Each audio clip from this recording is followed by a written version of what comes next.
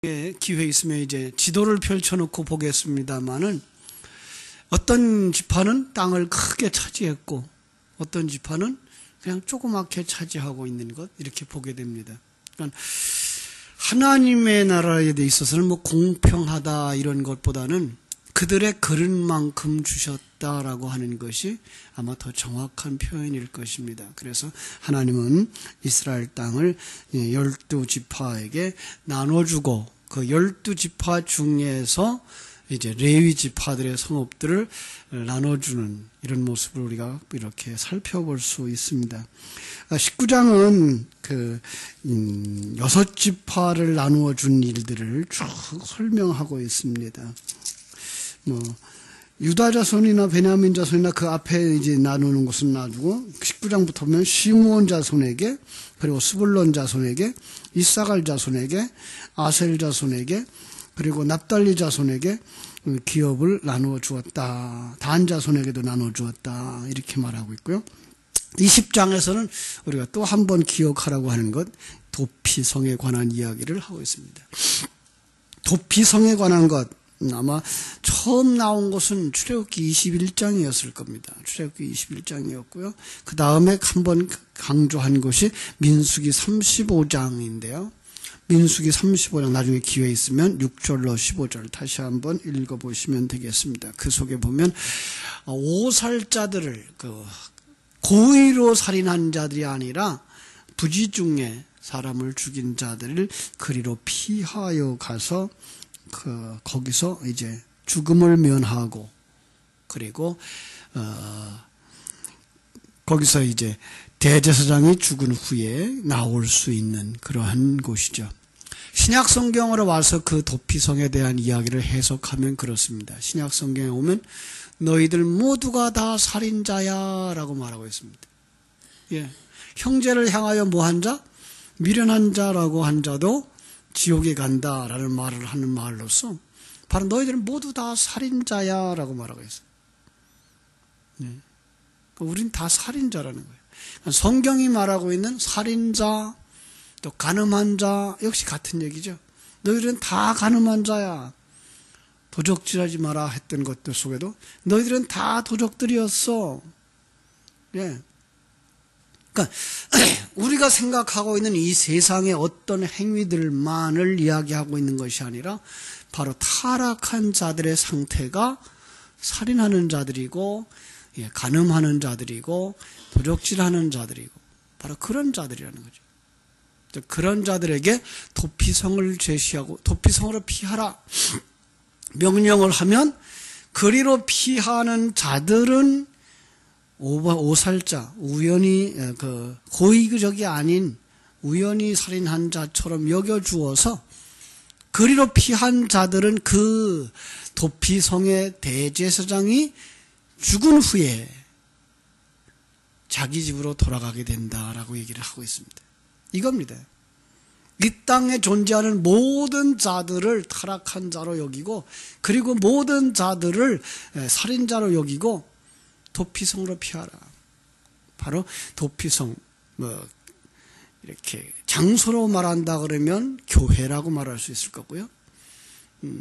조금 더 이제 의미적으로 말한다 그러면 그리스도에게로 피하라. 예수에게로 피하라. 하는 얘기죠. 거기서 진정한 너희들의 제사장 예수가 죽어서 그 죽음으로 말미암아 너희들의 모든 죄값은 사하여지고 너희는 너희의 고향으로 돌아갈 수 있다. 우리의 고향 어디죠? 예, 천국으로 갈 수 있다라고 하는 얘기를 이 도피성에다가 심어 놓은 거죠.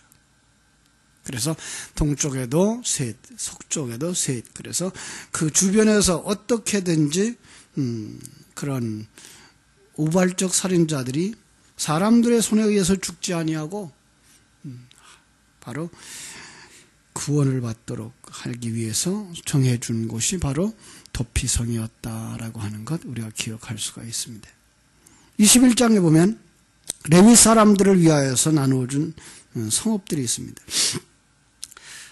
묘한 것은 각 지파에게 주신 땅을 설명하는 데는 몇 절만 이렇게 기억을 했어요. 그죠? 그런데 비해서 레위 사람들이 가져야 되는 그 성읍들은 하나하나 여기저기 다 기록하면서 48개 성읍들과 그 목초지를 그들에게 주었다 그랬어요. 48개. 어떻게 만들면 그 숫자가 나오죠? 12 곱하기 4요. 그죠? 그렇습니다. 그러니까 이 세상이죠. 4라고 하는 숫자는 이 세상이에요. 이 세상 곳곳에 모두 다 12 하나님의 아들들의 숫자예요. 하나님의 아들들의 숫자예요.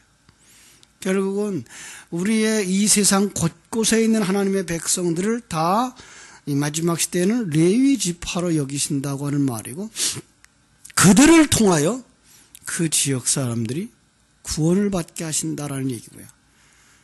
이제 짧게 얘기해서 이걸 나라고 하는 사람으로 볼 때에는 내 육체의 모든 영역, 그게 48군데예요. 그렇게 잡으신 거예요. 곳곳에 뭐가 있어요? 진리의 말씀들이 들어가서 그 지역을 하나님의 영역으로 만들어가는 거예요. 마치 요셉이 흉년과 그 풍년의 기회를 통해서 애굽에 들어가서 애굽의 모든 땅을 사서 자기 왕에게 바치듯이, 그래서 모든 애굽이 바로 왕 수하에 딱 들어가는 것처럼 오늘 우리 옛사람이라고 하는 모든 영역을 복음으로 정복해서 예수 그리스도의 피로 값주고 사서 그 다음에 오직 하나님께로만 올려드리는 바로 그 사역을 구석구석에서 할 수 있도록 48개의 그 성읍과 목초지를 그들에게 주었다라고 말하는 것을 우리가 볼 수가 있습니다. 그렇습니다. 그들이 해야 되는 일은 하나님께 바쳐진 사람들이었기 때문에 그 하나님의 일을 하는 자들이에요. 하나님께 바쳐진 자들로서 그들은 하나님의 일, 뭐죠? 진리의 말씀의 사역이죠. 율법을 읽어주고, 그죠? 또 제사장의 역할을 하면서, 중보자의 역할을 하면서, 마지막에 대제사장처럼 그들을 위하여 자기를 희생하는 그 역할을 잘 감당하도록, 그렇게 해서 하나님이 허락한 지경을 온전히 다 하나님께 드리게 하는, 온전히 하나님의 것으로 변화시켜주는 일을 감당해야 되는 바로 그 일이 레위 지파들에게 있었던 거예요. 그래서 레위 지파는 땅이 없어요. 사실은 자기 땅이 없어요. 자기 땅이 없고 12지파의 땅에 마을을 차지하고 살면서 그 지역을 복음으로 점령하도록 한 바로 그 사역을 맡겼던 걸 볼 수가 있습니다. 그렇습니다. 여기 한 걸음 뒤로 물러서서 우리 생각해 보겠습니다. 가나안 땅을 하나님이 이스라엘 백성들에게 주시면서 이렇게 말하죠. 그 땅에 아직 죄악이 관영하지 아니했기 때문에 그들이 아직 못 들어가요. 그런데 죄악이 가득 차니까 그때 하나님이 이스라엘 백성들을 보내요. 이 그림은 뭘까요? 이 그림은 우리의 몸에, 우리 속에, 우리예요. 우리가 죄악으로 가득 찬 존재라는 거예요. 그죠? 이 세상이 죄악으로 가득 찬 곳이고, 우리라고 하는, 나라고 하는 존재가 죄악으로 가득 찬 거예요. 그 죄를 심판하는 도구로 누구를 쓰는 거예요? 이스라엘을 쓰고 있는 거예요. 우리의 그 옛사람을 심판하는 그 도구로 누가 들어오는 거예요? 성령이 오시는 거예요. 하나님의 백성들이 오는 거예요. 진리가 오는 거예요. 그렇습니다. 그리고 그 진리는 내 안에 있는 모든 옛사람의 영역 속에서 영적인 싸움을 하는 거예요. 바로 이스라엘 백성들이 우리 속에 그 가나안 속에 들어가서 그들을 차지하고 나누고, 그래서 그 속에서 그 하나님의 백성들이 아닌 자들을 다 물려내치듯 몰아내듯 우리 속에 있는 모든 옛사람들의 영역들을 다 멸해가는 그 모습. 그래서 하나님이 이스라엘 백성들에게 가나안 땅에 들어가거든 어떻게 하라고요? 남녀노소를 막론하고, 그죠? 늙은이 젊은이 막론하고 전멸시켜라 라고 말한 거예요. 그것은 바로 하나님은 무자비하신 하나님이 아니고 그 속에다가 바로 옛사람은 하나도 남기지 말고 다 벗겨버려라. 다른 말로 말하면 옛사람의 사상과 그 행위를 하나님의 사상과 생각으로 다 바꿔라. 이렇게 말하는 거예요. 그죠? 그래서 나만 위에 살던 자들, 그게 죄인이거든요. 머리끝에서 발끝까지 나만 위해서 내 생각만 가지고 자기 이름만 위해서 살아가던 인생들을 하나님이 완전히 바꿔서 하나님만 위하여서, 하나님을 의하여서, 자기가 존재하는 목적, 이 세상을 살아가야 되는 이유가 다 하나님의 은혜 속에서 하나님에 의해서 되어지고 있다는 사실을 깨달아 알고 그분의 뜻에 따라 사는 거예요. 세상 사람들이 말하고 있는 그 윤리 도덕적으로 훌륭한 사람, 세상의 지위가 높은 사람으로 가는 게 아니라 바로 하나님이 원하는 사람, 거기로 가는 거예요. 늘 제가 얘기하는 것처럼 들국화라면 들국화로, 장미꽃이라면 장미꽃으로,